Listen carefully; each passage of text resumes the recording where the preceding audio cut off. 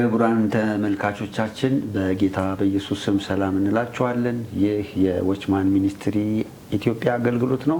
በየሳምንቱ የዎችማን ሚኒስትሪ ኢትዮጵያ አገልግሎት በተከታታይ በተለያዩ ርዕሶች ላይ በተለይም ደግሞ በክርስቶስ ኢየሱስ ያሉ ቅዱሳን አማኞች በሕይወታቸው ስለሚያልፉበት መከራና ወይም ደግሞ በክርስቶስ ኢየሱስ ያላቸውን ሕይወት የሚከፍሉትን ዋጋ በተመለከተ የተለያዩ ዶክመንተሪዎችን ቃለ መጠይቆችን ወደ እናንተ እያቀረብን እንደሆነ ይታወቃል። ዛሬ ደግሞ በመካከላችን ከዚህ ርዕስ ጋር በተያያዘ ለእምነት የሚከፈል ዋጋ በሚል በመካከላችን እህታችን ፓስተር ስንታየው ትገኛለች። ከካናዳ ኤድመንተን በኢትዮጵያ በዚህ በአዲስ አበባ ለጥቂት ጊዜ መታ ነው ያገኘናት። ፓስተር ካለሽ ጊዜ እግዚአብሔር ፈቅዶ በዚህ ውይይት ላይ ልትቀርቢ ጊዜሽን ስለሰጠሽን በጣም እግዚአብሔር እናመሰግናለን። ስለ ዛሬው በዚህ ስለሚኖረን ውይይት እንግዲህ በሕይወትሽ ስላለፉት ብቻም ሳይሆን መነጋገር ባለብን ጉዳይ እንነጋገራለን። ምናልባት ራስሽን ብታስተዋውቂ። እሺ፣ እግዚአብሔርን ስለዚህ ጊዜ አመሰግናለሁ። ለምን እግዚአብሔር ስለሆነ ጊዜ ባለቤት እና ይህንን ሚኒስትሪም አመሰግናለሁ። ምክንያቱም የጌታ ፈቃድ ሆኖ ስለጋበዛችሁኝ ወንድሜ እና ይህን ሚኒስትሪ ይባርካለሁ። ጌታ ይባርካችሁ። ስሜ ያው አስቀድማችሁ እንደሰማችሁት ፓስተር ስንታየው መንግስቴ ነኝ። ባለትዳር ነኝ። የምኖረው ካናዳ አልበርታ ፕሮቪንስ ኤድመንተን ከተማ ነው የምኖረው። ለተወሰነ ጊዜ እዚህ መጥቻለሁ። ጥሩ ጊዜ እያሳለፍኩ ነው በአገልግሎት። ከዚህ በኋላም የቀረችኝን ጊዜ ጌታ እንደሚባርክልኝ አምናለሁ። ጌታ ይባርካችሁ። እግዚአብሔር ይመስገን። እንግዲህ ዛሬ ያንቺን ሕይወት በተመለከተ የጻፍሽው መጽሐፍ አለ። ያንን መጽሐፍ እንግዲህ በመጨረሻም በዚህ በቴሌቪዥን ስክሪን ላይ ስሙንና የስልክ ቁጥርሽን እንጽፋለን። ቅዱሳኖች ይሄንን እንዲያነቡ በጌታ ፍቅር እንጋብዛለን። እንግዲህ ሰፊ ከሆነው የሕይወትሽ ተመክሮ ነው ዛሬ በጣም እንግዲህ እንደ የተጨመቀ በጣም ጥቂቱ የሆነውን ነገር ግን ደግሞ እግዚአብሔር ለብዙዎች እንደሚጠቅም ተስፋ እናደርጋለን። እንደው እንደ መግቢያ የአንቺ የሕይወት ተመክሮ በክርስቶስ ያገኘሽውን ሕይወትና ያለፍሽበትን ሕይወት እንደው ከመጽሐፍሽም ከሕይወትሽም እንደው ክርስትናና ያለፍሽበትን መንገድ ባጭሩ እንዴት ትገልጫለሽ? ለጥያቄው ጌታ ይባርክ። በጣም የምወደው ጥያቄ ነው። ለራሴ በአንዳንድ ሁኔታዎች ውስጥ ሳልፍ መልሼ ለራሴ የምጠይቀው ጥያቄ ነው እና ያው ጌታ እግዚአብሔር ሰው ሁሉ እንዲድን ፈቃዱ ነው። እንግዲህ ምላሽ የመስጠት ወይም ያለ መስጠት የሰው ልጅ የራሱ ፈቃድ ነው እና እኔም እድሉ ደርሶኝ የእግዚአብሔር ጊዜና ሰዓት ሆኖ የደህንነት ጥሪ አገኘሁ እና ብዙ ቦታ ያው በኢንተርቪው በቃለ ምልልስ ላይ ተናግሬዋለሁ። እንዴት ወደ ጌታ እንደመጣሁኝ እንዳመጣኝ እሱ እና ሰው ሁሉ በተለያየ መንገድ ነው የተጠራው። የደህንነታችን መሰረት ዋናው ጌታ ኢየሱስ ክርስቶስ ለእኛ ኃጢአት መሞቱና መነሳቱ ቢሆንም ነገር ግን ሁሉ ሰው የመጣበት የተለያየ መንገድ አለው። ለእኔም አንዱ መንገድ ተመርጦልኝ ያው መምጣት ባለብኝ መንገድ ጌታ አምጥቶኛል እና የመጣሁበትን መንገድ በጣም የእግዚአብሔርን ፍቅር ያየሁበት፣ የእግዚአብሔርን ምሕረት ያየሁበት፣ የእግዚአብሔርን መውደድ ያየሁበት፣ እግዚአብሔር እንዴት ሰውን እንደሚወድና ሰውን ካለበት ሁኔታ እንደሚያወጣ በራሴ ሕይወት አይቻለሁ። በሰው ሀሳብ ቢሆን ምናልባት እኔ ምድል ሰው አይደለሁም፣ መመረጥም ሰው አይደለሁም። ምክንያቱም እድሜም ገና 14 ዓመቴ ነው ጌታ ወደ ሕይወቴ ሲመጣ። ግን በተደጋጋሚ የተናገርኩበት ቦታ አለ። ከእድሜ 11 ዓመት ጀምሮ ነው የጽድቅን የመራብ ነገር በሕይወቴ በጣም ነበር። ግን ከማንም አላየሁም። ስለ ነፍሴ ግን በጣም አስብ በሞት አሁን የት ነው የምሄደው እላለሁ ገና በልጅነቴ እና ትልልቆች ላይ ግን ያን ጥያቄ አላይም። ሰውም ስለ ነፍሱ ሲያተኩርም አላይም።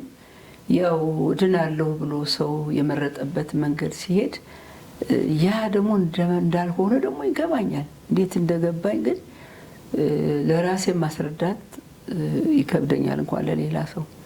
ግን በጣም ጽድቅ ራብ ነበር። በነበርኩበት በወላጆቼ እምነት በዛ ውስጥ ሁኜም ያ እንደማያድነኝ ሁሉ በ12 በ13 ዓመቴ ላይ በጣም ይገባኝ ጀመር።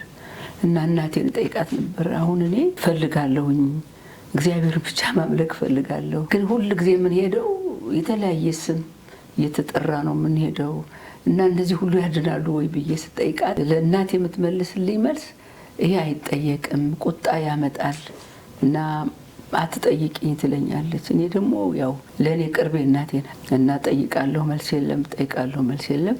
ሁል ጊዜ ጥያቄ ትልቅ እየሆነ መጣ እና ጭንቀትም ውስጤ በጣም እየተፈጠረ መጣ። ለካ ሰው ትልቁ ዋናው ነገር ውስጡ ነው እንደገባኝ።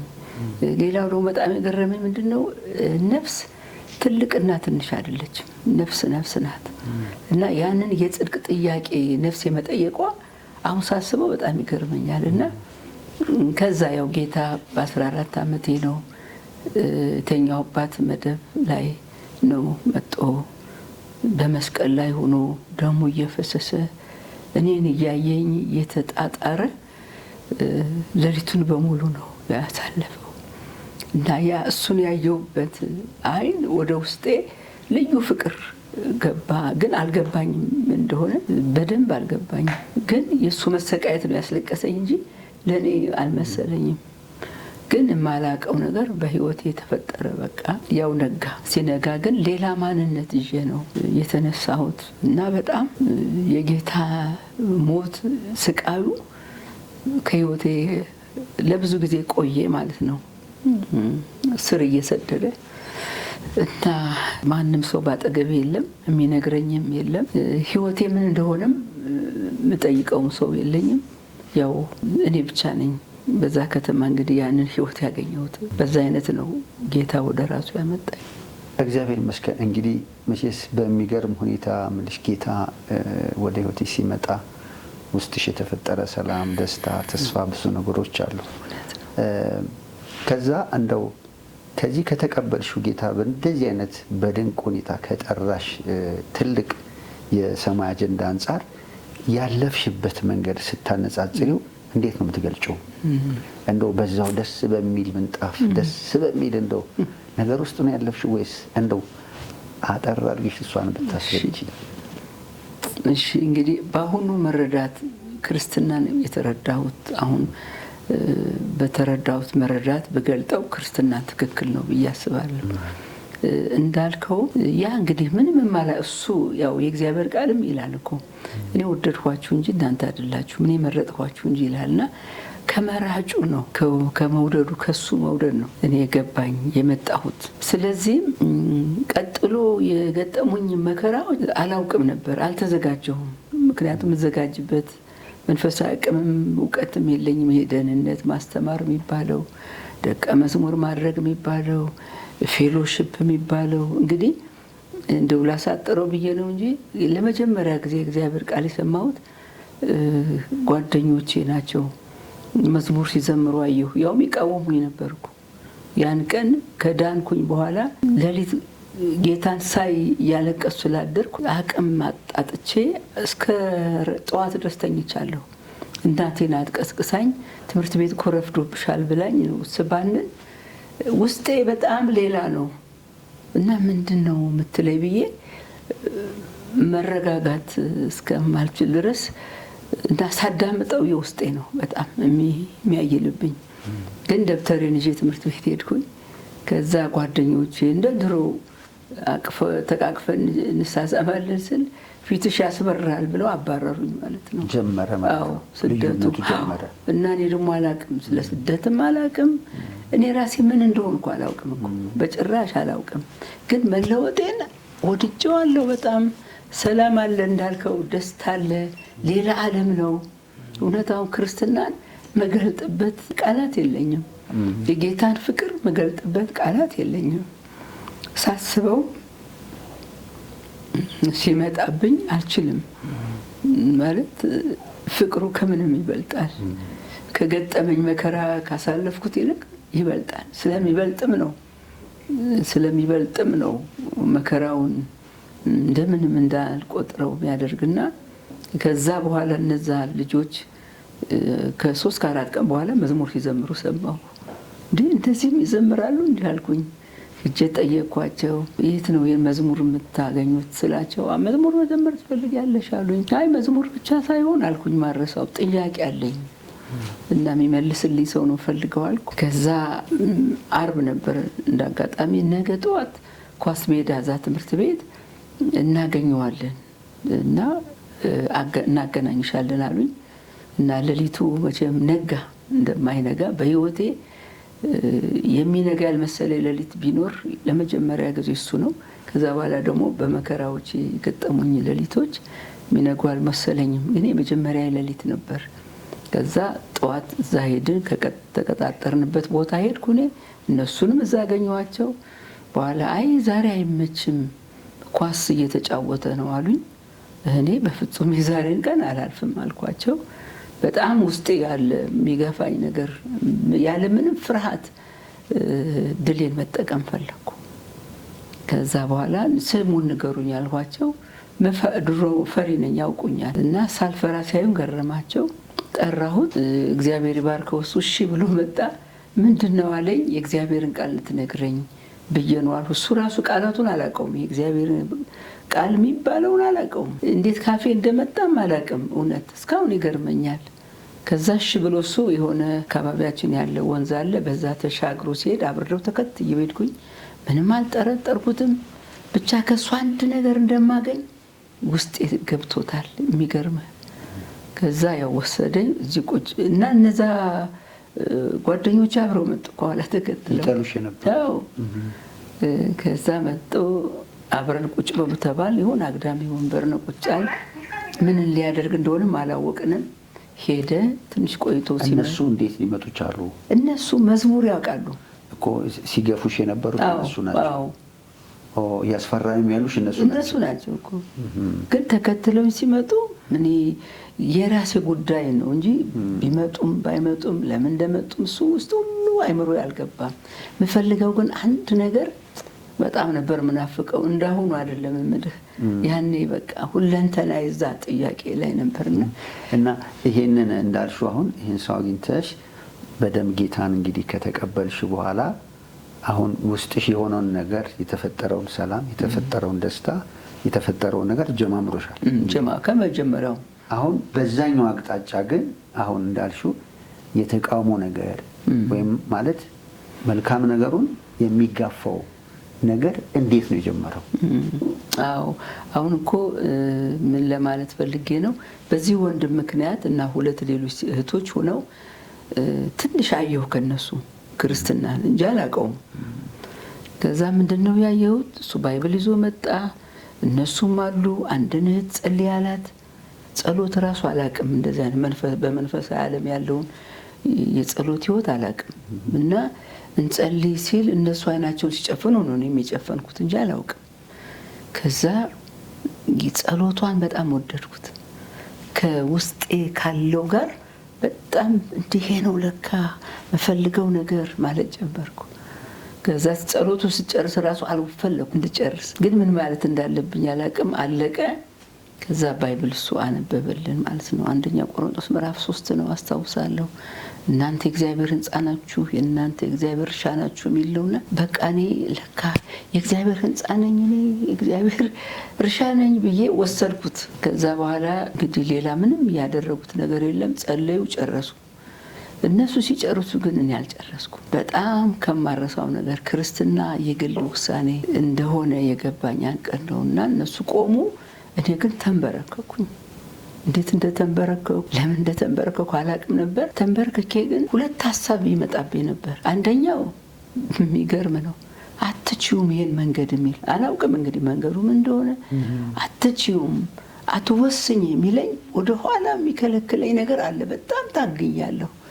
ሌላው ደግሞ እንድወስን የጌታን ፍቅር ያን ሌሊት ያገኘኝን ህይወት የሚያስታውሰኝ እና የሚያባብለኝ እንድወስን የሚገፋፋኝ ደግሞ ሌላ ሀሳብ አለ። በሁለት ሀሳብ ለተወሰነ ጊዜ ቆየሁ እና ከዛ መጣብኝ የሌሊቱ ኢየሱስ። ከዛ በኋላ በፍጹም በቃ ወስናለሁ አልኩኝ።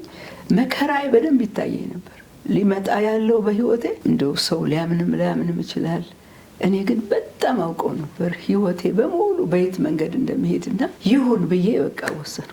ልክ ስወስን ቀለለኝ። ይሄ በዚህ ጋር የሚታገለኝ ነገር ሁሉ በቃ የለም፣ ነፃ ሆንኩ።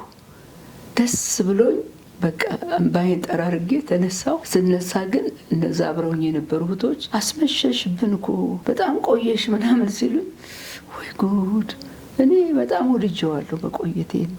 እኔ ተለውጬበታለሁ። እኔ ተስማምቶኛል። ትተውኝ ቢሄዱ እንኳን ግድ የለኝም። እኔ የእግዚአብሔር መንካት፣ የክርስቶስ ኢየሱስ ፍቅር ሙላት ከምንም እንደሚበልጥ ያኔ ነው ሲጀምረኝ ነው ያገኘኝ። እና ለሰውም አልነግረው ነው፣ ለእነሱም አላስረዳቸውም። ምክንያቱም አልገባቸውም። በእኔ ነው ያጉረመረሙት ለምን ቆየሽ ብለው። ከዛ አብረን ያው ወደ ሰፈራችን ሄድን ተያይዘን። እነሱ ለአካባቢው ቅርብ ነበሩ። ደናደሪ ደናደሩ ተባብለን ተለያየን። እኔ መጨረሻ ነበር ቤቴ ከከተማው። በቃ መጨረሻ ቤት ገባሁ እና እናቴ ምንድን ነው ያለች ማረሰው? እሺ ተጎረመሰ ማለት ነው አምሽተሽ መምጣት ጀመርሽ አለችኝ። እና አሁን እዛ ጋር በአመለካከት ስንለያይ እዛ ጋር ነው የጀመረው ከእናቴ ጋር። እናቴ አልወደደችውም የሆንኩትን ሁሉ። አንደኛ መንፈስ አለባት፣ ያው ይሄ ዛር አባቴ አምላክ እየተባለ የሚመለክ ብዙ ዋጋ ያስከፈለን፣ ብዙ እኔና እናቴን ብዙ መከራ ያሳየን ነበር። እና ያ መንፈስ ነው እንደዛ ሊያደርጋት የቻለው። ከዛ ዝም አልኩ ማለት ነው። ግን ስደቱ ከዛ በኋላ ነው የቀጠለው።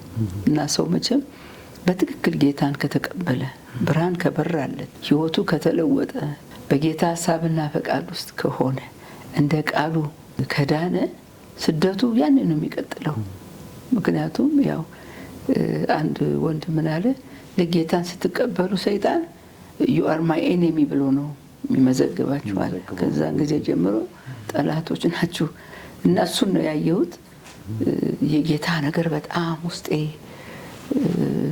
ልነግር በማልችለው ቃላት በማላገኝለት ህይወቴ እየተቀየረ ብቻዬን ነኝ እኮ እዛ ከተማ ውስጥ። እንደዛ ያለ ስደቱም መጣ። ግን የት አካባቢ ነሽ? ጎጃም መተከል ቻግኒ የሚባል ወረዳ ነው። እዛ አካባቢ ብዙ ክርስቲያኖች የሉም? ድባጤ የሚባል ወረዳ አለ። ከዛ አንድ ስንት ኪሎ ሜትር እንደሆነ እዛ ግን ሚሽነሪዎች ገብተዋል። እነዚህ ኢሳይም ሚሽነሪዎች። ከዛ ብዙዎች ድነዋል። እንደገና ቃለ ሕይወት ቸርች ደግሞ እዛ አሉ። በኋላ ደግሞ የመንፈስ ቅዱስ ሙላት ደግሞ አስተማሪዎች፣ አሁን ፓስተር ሆኗል። ፓስተር መንግስቱ ግዛው እሱ እዛ ነበር። እኛ ኤሌመንተሪ ተማሪ ሆነን እሱ እዛ ገባና በሱ ምክንያት ደግሞ ትምህርት ቤቱ ተቀየረ በመንፈስ ቅዱስ ሙላት። እሱ ነው መጀመሪያ ጊዜ በዛ ምድር ላይ ያገለገለ። መቼ ነው እንደው ራስሽን ለጌታ አገልግሎት በቃ የወንጌልን ስራ መስራት አለብኝ ብለሽ የወጣሽው? ወይ እሱ ምናልባት ከ5 ዓመት ከ6 ዓመት በኋላ ነው። በእነዚህ 5 ዓመት ውስጥ እንደው በትክክል እንደው በጌታ በመሆንሽ ምክንያት እንደው የገጠሙሽ 1 2 3 ነገሮች ብታስቀምጪልን? እኔ እንደው 1 2 3 የሚባልም አይደል፣ ላይፌ ነው በሙሉ። በአመቱ ነው በቃ አገር ለቀሽ ውጪ የተባልኩት።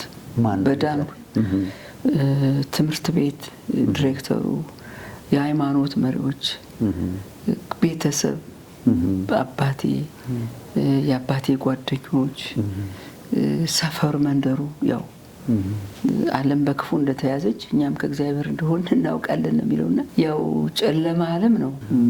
ከዚህ በፊት ወንጌል ተሰብኮ አይታወቅም፣ ተነግሮም አይታወቅም። አሁን ጴንጤ የሚባለውን ስም ራሱ ያወቁት ከዲሬክተሬ ነው። እኔ ምን እንደሆንኩም አላውቅም ነበር።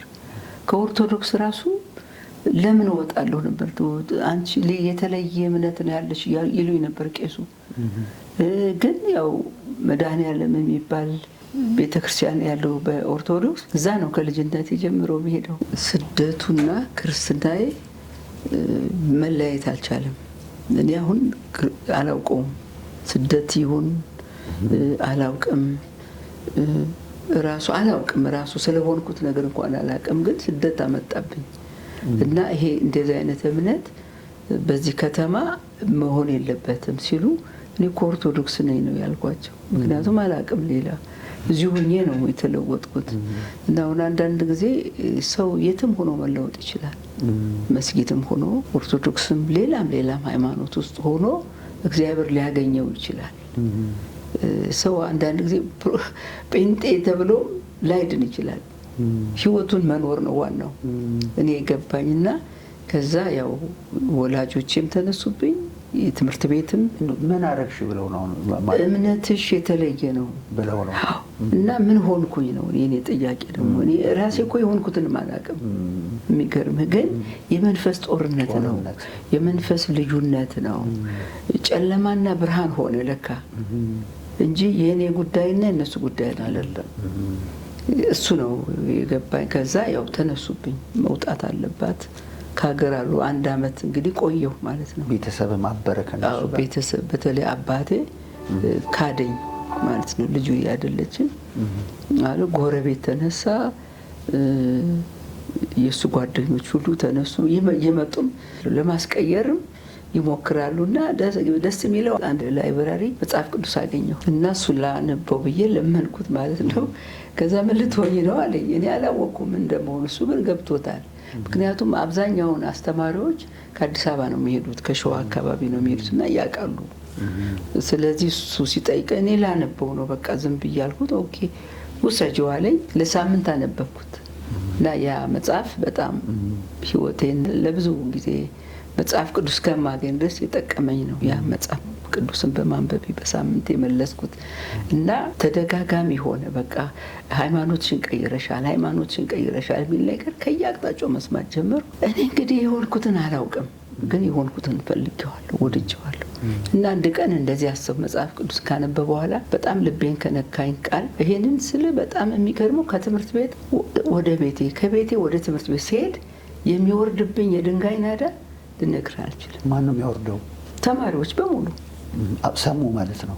ሁሉም ያውቃል እኮ ትምህርት ቤትም ያውቃሉ። ያው ስገባ ስወጣ እነዛም ልጆች ደግሞ በቃ እንዲሁና ሃይማኖቷን ቀይራለች። አንተ ምንም ባትናገር ህይወትህ ነው የሚናገረው። እኔ የገባ የህይወት ለውጥ ቃል አውቀን ከምንሰብከው በላይ ነው እና ጌታ ለውጦኛል። ስንት አመትሽ ነበር ያኔ? 15 አመቴ ነው ስወጣ ከሀገር ሲያስወጡኝ። ጌታን በምታውቂበት ጊዜ በፊት በሌላ ማንነት ያውቁሽ ነበር? ምን ገና እድሜስ መች ይፈቅዳል? ግን በቃ መለወጥሽ መለወጤ ብቻ ነው እውነት ለመናገር። በግልሽ ብቻ ነበረ አሁን ከሀገር ውጭ የሚል የመጣው እንደ ቤተክርስቲያን? አይ ቤተክርስቲያን እኮ የለም ያኔ የለም፣ ምንም ቤተክርስቲያን የለም፣ አይታሰብም። ይገርም የለም እኮ አንደኛ። ከዛ በኋላ እንኳን ሌላ ሀገር ሄጄ በአንደርግራውንድ 2 እና 3 ሰው ነው የምታገኘው። እንደው እነሱም እንዴት እንደዳኑ ያው እንደኔ ድነው ይሆናል እንጂ በክፍለ ሀገር ደረጃ እንኳን በቁጥር ነው ቆይቶ እንኳን። እና መጨረሻ አስወጡሽ? መጨረሻ ወጣሁ። ቤተሰብ ተስማማ? አዎ ተስማማ። አወጣጥሽን ታስታውሻለሽ? ትዝ ይለኛል። አወጣጤ አንድ የጭነት መኪና የንግድ የሚያመላልስ አባቴ የሚያውቀው፣ በአባቴ ነው የማውቀው፣ ጅብሪል ነው መሰል የሚባለው። እሱ ወደ ዳንግላ ወደ እንጅባራ ሊሄድ አየሁት። በቃ ግራ ገባኝ፣ ጨነቀኝ። ምግብ የሚሰጠኝ ማጣ፣ ከበደኝ በጣም እና በቃ ልውጥ አልሁኝ። ከቤት ተባረሻለሁ። በቃ እናቴን በጣም አስጨነቋት። ስለዚህ የእናቴ መጨነቅ በቃ አገሩን ለቅቄ ልውጣ ብዬ ነው። እሷ በጣም ተፈተነች። ምክንያቱም ወይ እንደኔ ከጌታ ጋር አልሆነችም፣ እሷም ከደሱ ጋር ናት። ግን እናት ስለሆነች ስለ እኔ በጣም ታስባለች። የእሷ መጨነቅ አንደኛ ጌታ ልተው አላስብም። ገርመህ ይሄ ከክርስቶስ ፍቅር ማን ይለየናል የሚለው ቃል። እንደገና ደግሞ ጴጥሮስ ጌታ በጠየቀው ጊዜ ካንተ ወደ ማን እንሄዳለን? አንተ ክርስቶስ ነህ። እሱ ቃል በጣም ነው የያዘኝ። ካንተ ወዴትና ቆሜ አንድ ቀን ገበያ ላይ አልቅሻለሁ። ልተው ሁሉ አሰብኩኝ። ምክንያቱም ልሞት ሆነ። ከአቅሜ በላይ ነው መከራው። አላውቀውም፣ እንደዛ ይሆናል ብዬም አላሰቡም። ጋይድ የሚያደርግ ሰው የለም እና በቃ ምን ይሻለኛል ብዬ ግራ ገባኝ። በዛን ጊዜ ነው በቃ ያነበብኩት ጥቅስ ትዝ አለኝ። ካንተ ወደ ማን እንሄዳለን? እና ለካ ወዴትም አይኬድም። እና ውስጤን የያዘው ፍቅር ከመከራዬ በላይ ነው ሳወዳደር። እና ወሰንኩ። ያው ትቼ ወጣሁ ማለት ነው። እናቴንም ቻው ብያት ወጣሁ እና ከዛ እኔ ወጣሁ። ጌታ ደግሞ በታምር እናቴን አመጣት ያለሁበት ከተማ። አብረን መኖር ጀመር። እግዚአብሔር በድንቅ ደግሞ የእሷን ሕይወት ለወጠው። ሌሊት በህልም መጥቶ ጌታ አገኛት። በማለዳ ተንበርክካ አገኘኋት። ደንግጬ እማማ ምን እየሆንሽ ነው ስላት፣ እንዴ እየጸለይኩ እኮ ነው አለች። ይሄ ማለት በስንት ዓመተ ምህረት ነው? በ68 1968 እንደ ኢትዮጵያ አቆጣጠር።